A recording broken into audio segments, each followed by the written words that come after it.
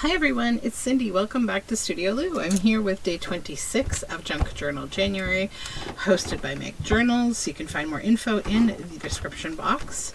And today we are working with the prompt Wordy. So this is a fun one.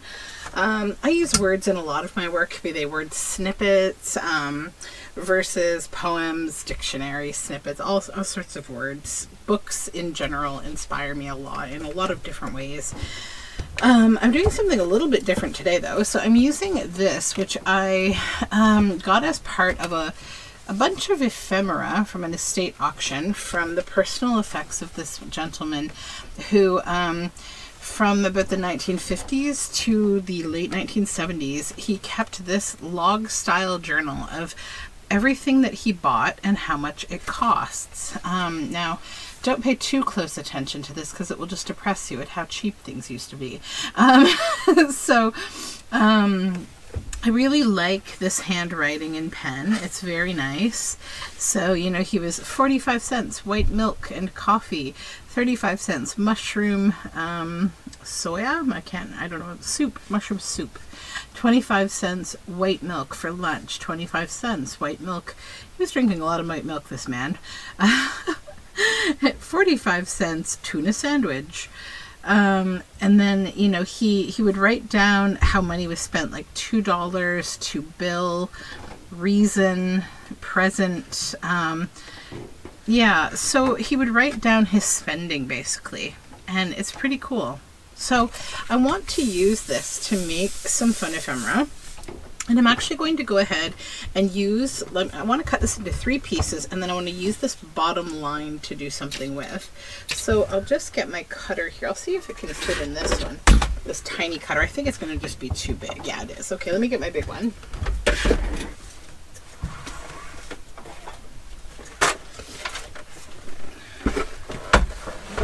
So that we can get some straight lines here, relatively. So I just kind of want to go 1/3 of the way across here. And I just backed this, I glued it down on like a piece of card. I want that one to be a little wider. Okay.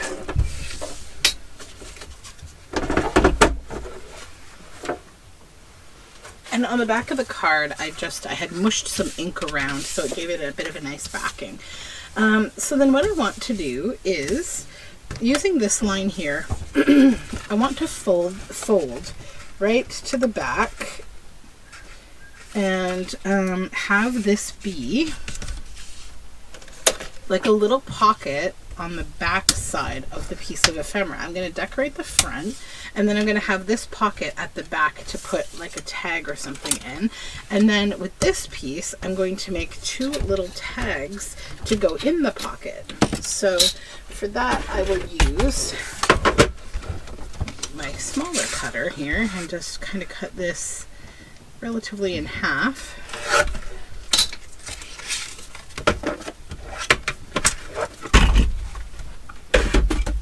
Let's just see if they will fit. They should fit fine. Yes, okay. So I will cut these into just a little tag.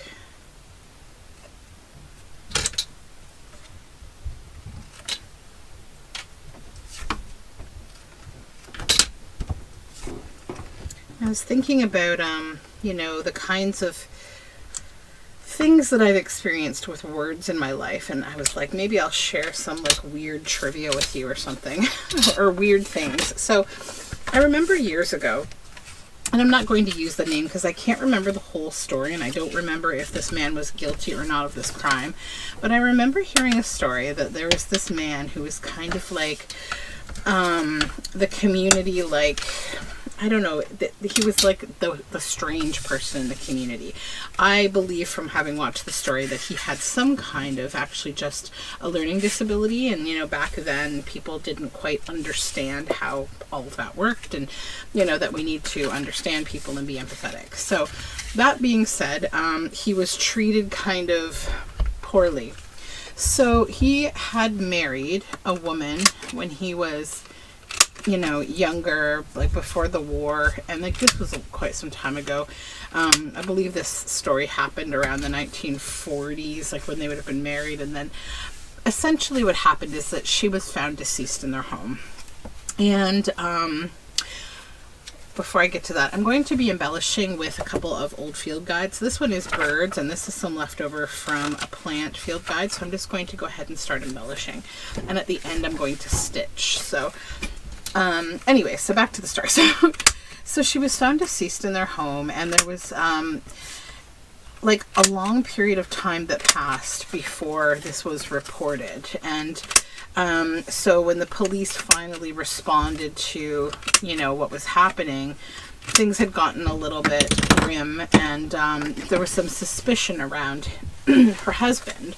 But it was later found out through the fact that she had a condition that required her to obsessively write, just constantly, like this. Like, she would write everything, every single detail of her life. And she wrote it on paper, but then she actually wrote it on the walls. It was all over their home. It was on everything in their home. And through a series of like just deduction in her journaling, they found the documentation of her health having gone downhill. And these people were kind of hermits. So like they didn't get a lot of help. They didn't get company. They didn't have people checking up on them very much. So basically, that's how they found out that he was not criminally responsible for her being deceased. So an interesting story. I don't know I'm sure if you Google what the condition is, you'll be able to find something on it. I thought it was very fascinating. And then the other weird thing about words is something I myself experienced, and I can share this as a strange PSA maybe, because this is something a lot of people don't know. So I love eating mangoes. They're one of my favorite fruits. And I used to buy them all the time. I still do buy them, but in a different way.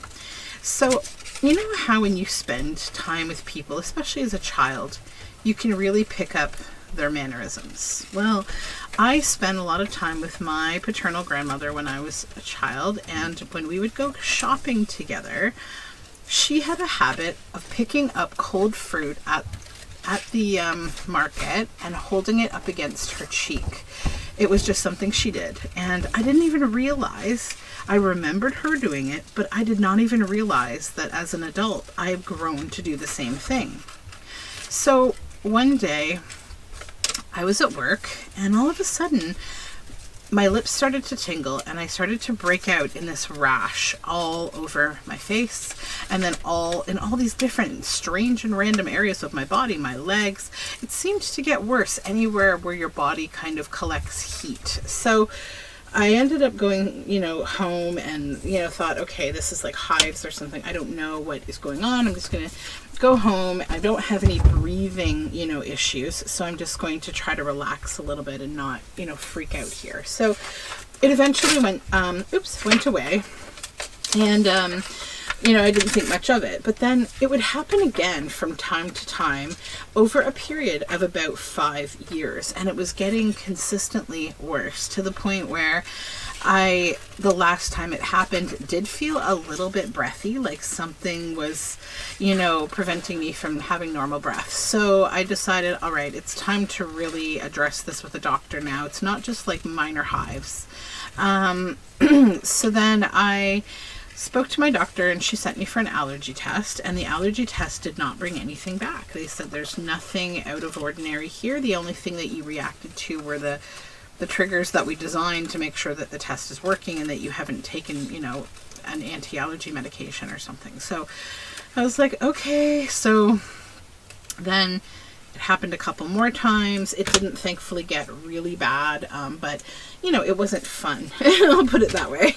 So then as time went on, one day I went grocery shopping before work, because I often would go to the grocery store to kind of pick up some fresh produce for my lunch at work in my office. So one day, same kind of thing. I had gone shopping. I had apparently held a mango up to my skin, to my cheek, and had not eaten that morning, and I needed to go to a pharmacy for some reason to get something.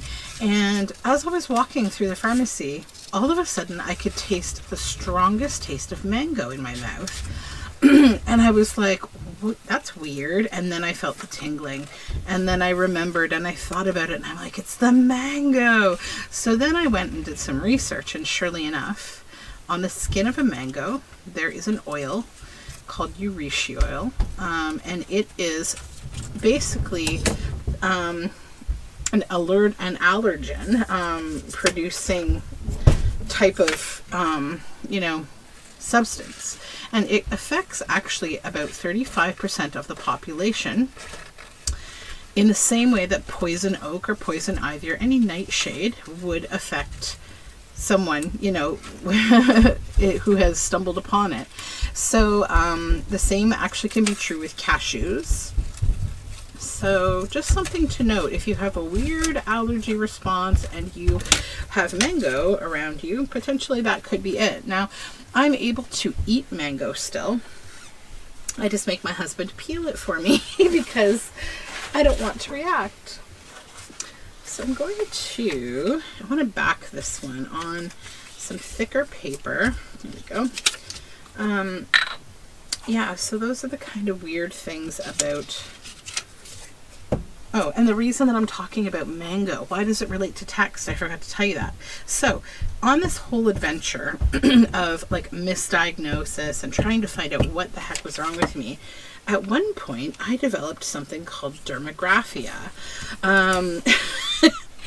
which is not as fun as it sounds. So basically the skin reaction had gotten so bad that everywhere I were to touch would leave a trail of red dots behind it.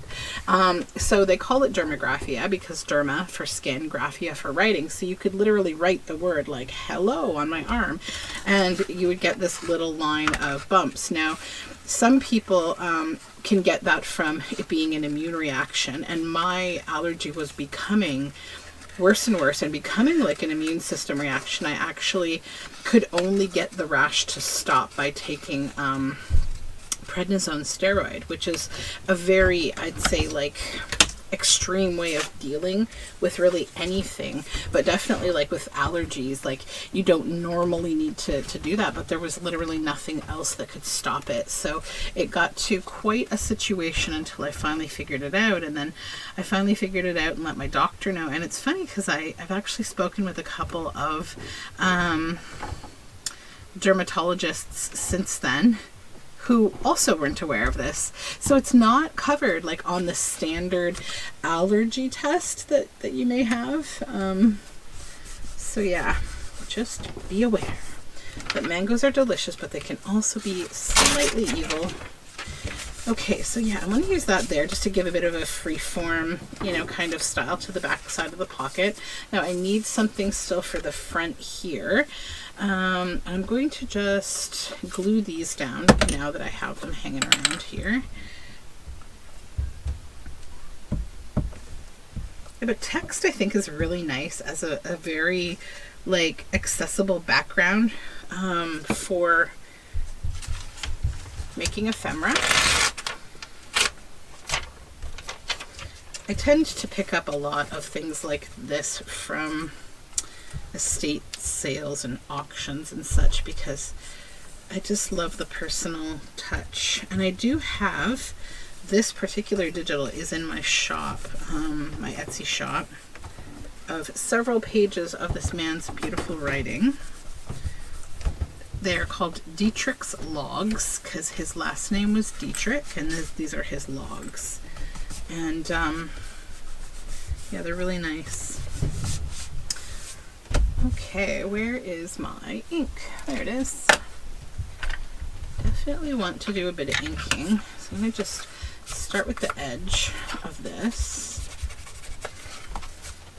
Oops, we need a little more glue here. I thought I needed more glue. What is going on? There we go. A couple little spots that I missed there.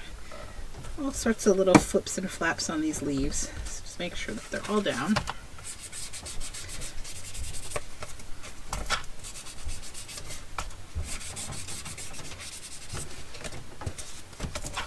I'm going to stitch the edge of this, but I just want to ink it first.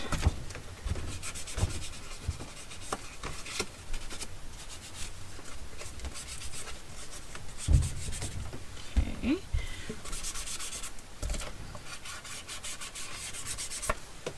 That one.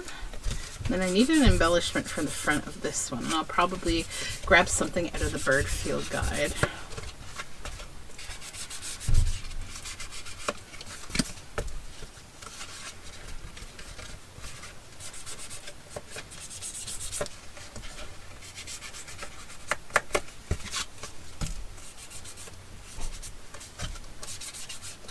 I'll just get these all inked. Okay. And then I will ink the tags as well. I need to glue the focal point down.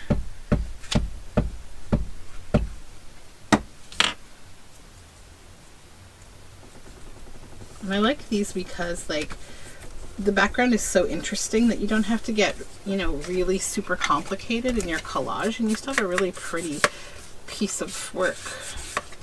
Just simple and effective.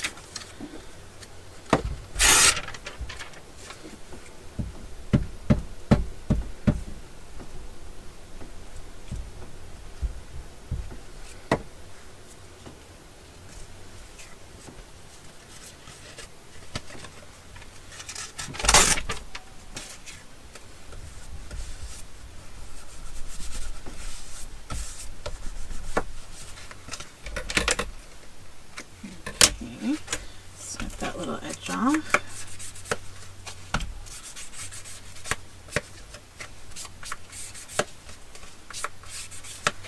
Okay, and then just double check this one for little spots that may still need a bit of glue right there. Okay, maybe over here. I saw a little, nope, okay. So those are done, and then I need a focal point here.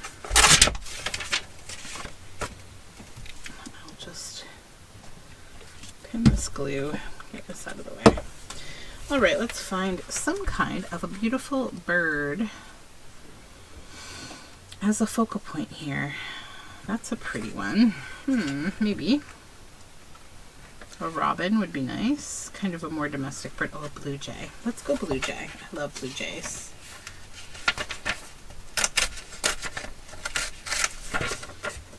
Okay.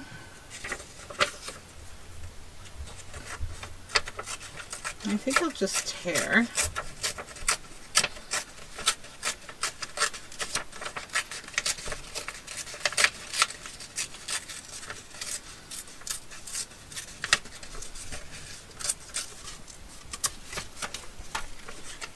Right around like that, and then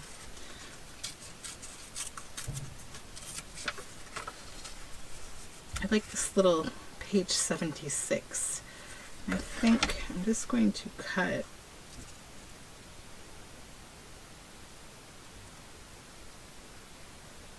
it out, give it a little bit of ink, and then glue it. Let's glue it on here, just as a little visual interest, and then I'm going to ink around the torn edge of the bird so it will stand up on the page a bit.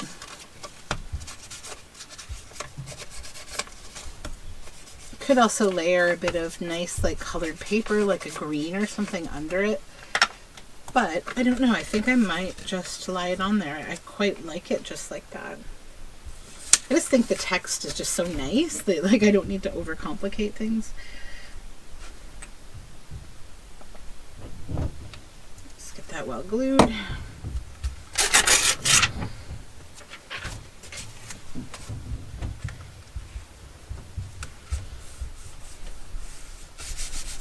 There we go.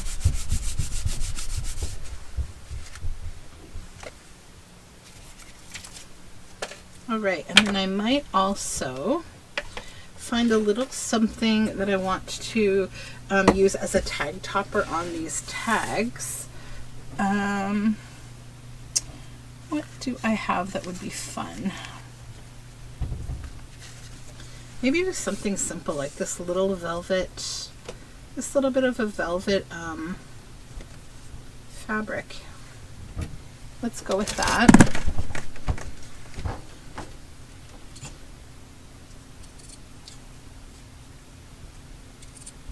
I just like the gentleness of the colors.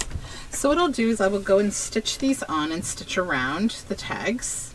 Then I'm also going to stitch around this whole card, and that's going to seal the side of the pocket down. And then we will come back and assemble these. All right, so we're all stitched around. We got these little velvety lace toppers on these tags. Oopsie, I was trying to get the little string there. And then these are stitched, so now the pockets are sealed on. So then we can go ahead and put the little tag in the pocket on the back. And that's pretty cute, I think. So that's it for me for today. I hope you enjoyed this project, and I will be back tomorrow with more Junk Journal January. Take care.